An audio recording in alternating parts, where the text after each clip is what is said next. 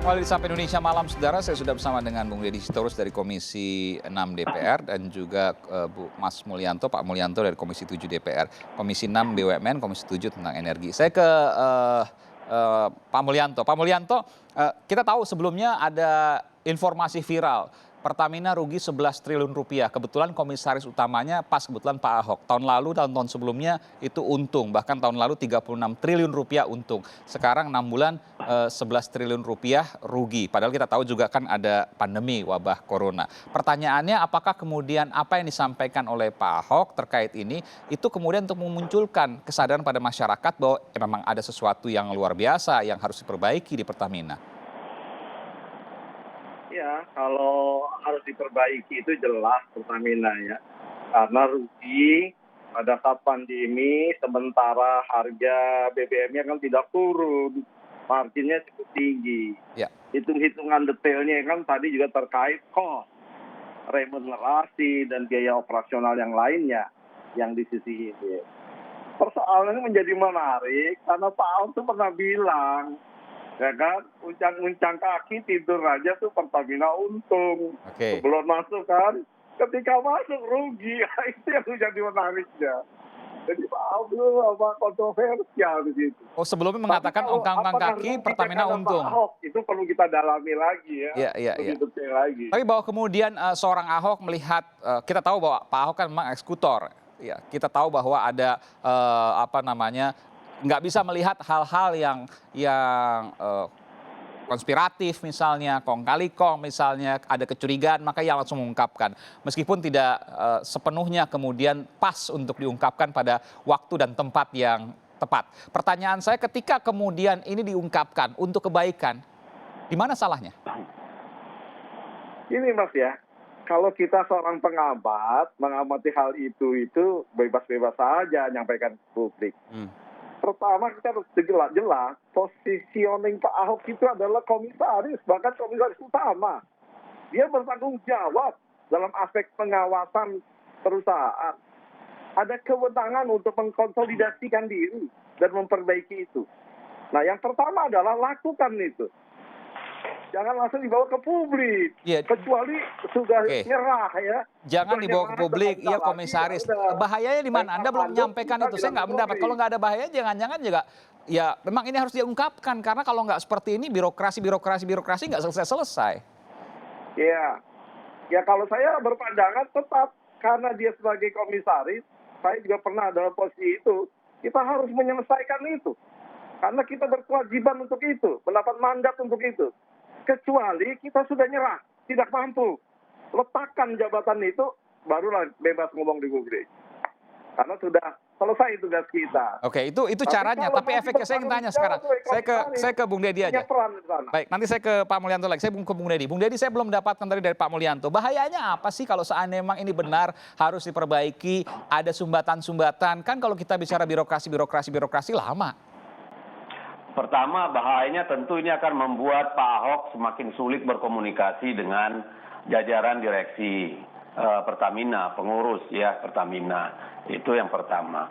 Yang kedua, itu akan merusak suasana kerja di dalam. Kan yang namanya perusahaan kan juga butuh suasana kerja yang nyaman dan aman gitu ya.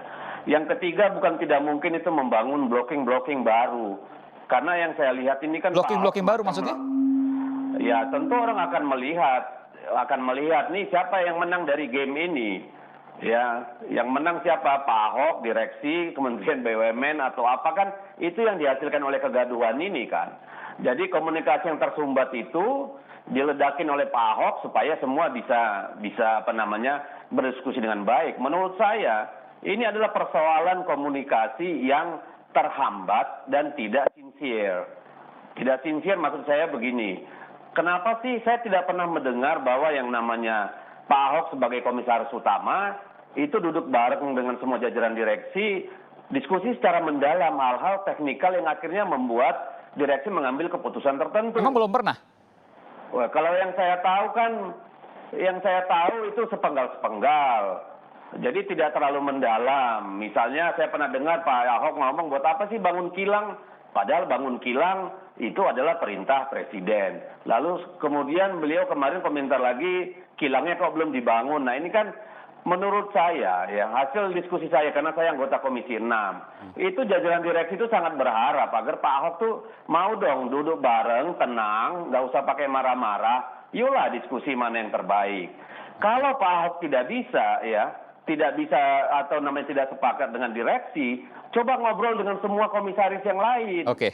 Pak Ahok tidak boleh one man show. Kalau itu pun masih gagal, Pak Ahok tidak berterima, ayo pergi ke Kementerian BUMN sebagai pemberi mandat kepada Baik. beliau. Jadi dari permasalahan Anda menilai bahwa nanti akan ada psikologis di teamwork, kerja sama tim.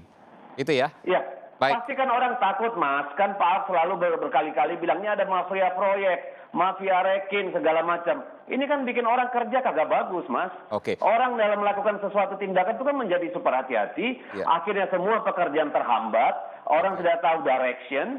Nah ini kan nggak ada yang untung. Ya. Pak Ahok kalau menurut saya salah besar dengan teriak-teriak ke publik seperti ini. Baik, saya tanya terakhir kepada Bung Deddy dan juga Pak Mulyanto. Apa yang kemudian disampaikan oleh Pak Ahok? Saya sebutkan sebagai kebobrokan Pertamina versi Ahok. Apakah kemudian, karena saya tahu bahwa Bapak ini adalah mitra Pertamina dari Komisi 7 dan juga Komisi 6 Energi dan BUMN. Saya ingin tanya dari Mas Deddy dulu. Apakah yang disampaikan oleh Pak Ahok ini semuanya benar? Karena Anda tahu isi perut Pertamina, Pak Mulyanto juga tahu. Saya mohon Anda, Bapak-bapak berdua ini menjawab dengan sejujur-jujurnya. Saya tidak pada kondisi bisa mengatakan benar salah. Karena benar salah gimana? Misalnya apakah itu soal keputusan aksi korporasi. Coba kita lihat RKAP-nya ada nggak? Kalau nggak ada terus mereka dilakukan jajaran direksi itu salah. Ya, saya kira bukan itu persoalannya. Menurut saya adalah persoalannya ini mau diselesaikan secara radikal, menyentuh akar persoalan, secara komprehensif atau cuma mau keributan. Kalau menurut saya ya duduk bareng lah. Saya sendiri berulang-ulang ngajak Pak Ahok. Pak Ahok ayo dong diskusi. Itu nggak pernah beliau mau. Udah 2 bulan saya coba ngajak diskusi. Karena saya tahu persis kondisi psikologis teman-teman di Pertamina. Itu mereka seperti tertekan gitu loh. Nah kalau kayak begini yang untung siapa? Walaupun saya tidak sependapat kalau dituduh kerugian Pertamina kemarin karena Pak Ahok, itu nggak ada urusan dengan Pak Ahok. Itu situasi yang memang menyebabkan Pertamina seperti itu dan itu dialami seluruh perusahaan migas di dunia, perusahaan minyak gitu loh. Nah saya berharap ke depan coba saya ajaklah duduk bareng satu-satu Pak Ahok. Ayo kalau perlu difasilitasi Komisi 6. Dengan Pertamina? Tidak perlu, ya dengan Pertamina Komisi 6 kalau perlu. Direksi, baik. Okay. Kalau itu terkait hal-hal yang substansial soal bagaimana pengelolaan Pertamina. Saya kira tidak ada masalah lah, karena Pak Ahok juga harus mendudukkan diri sebagai wakil dari pemegang saham. Saya kira itu harus dipegang oleh Pak Ahok. Saya juga pernah komisaris di 3 BUMN. Dan saya kira menyelesaikan BUMN itu nggak bisa dengan kita seperti koboi tembak sana sini. Baik, harus sistematis. Pak Mul, silakan Pak Mul, apakah kemudian apa yang disampaikan Pak Ahok ini seluruhnya benar dan patut seluruhnya kemudian untuk diinvestigasi? Saya rasa tidak demikian ya. Di mana iyanya dan di mana tidaknya? Ya kan kilang misalnya, ini kan mulai dibangun, mulai bergerak, ya walaupun tidak secepat yang kita harapkan. Ini perlu kita dorong ya terkait dengan kilang. Terkait remunerasi itu bisa kita dalami ya, walaupun mungkin di Komisi 6 lebih tepatnya. Dan beberapa hal lain saya lihat belum tentu benar ya, belum tentu benar. Jadi baru versi Pak Ahok aja.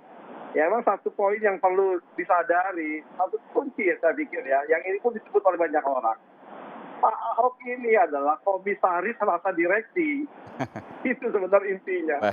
Baik. Terima kasih. Tapi kemudian apa yang kemudian disampaikan oleh Pak Ahok ini layak kemudian untuk ditindaklanjuti meskipun tidak semuanya. Nanti kita tunggu kemudian kiprah di DPR terkait dengan hal ini karena. Mas, saya singkat saja karena waktu sudah habis, Bung Deddy. Saya tertarik diskusi dengan Pak Ahok soal Chandra Asri, soal bagaimana petrokimia. Saya tertarik bicara tentang bagaimana pharma chemical bisa dikembangkan daripada soal remeh-temeh seperti ini yang saya kira dengan sistem di dalam aja bisa diselesaikan, Mas.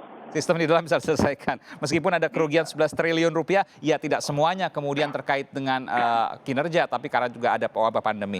Baik, terima kasih. Soal kerugian itu kan unavoidable, tidak urusan dengan Ya, pengurusan. Karena betul, ada betul. soal harga BBM, ada Tidak soal semua, ada kur, banyak faktor, ada betul. soal Terima kasih ini, Bung apa Deddy namanya. Sitorus.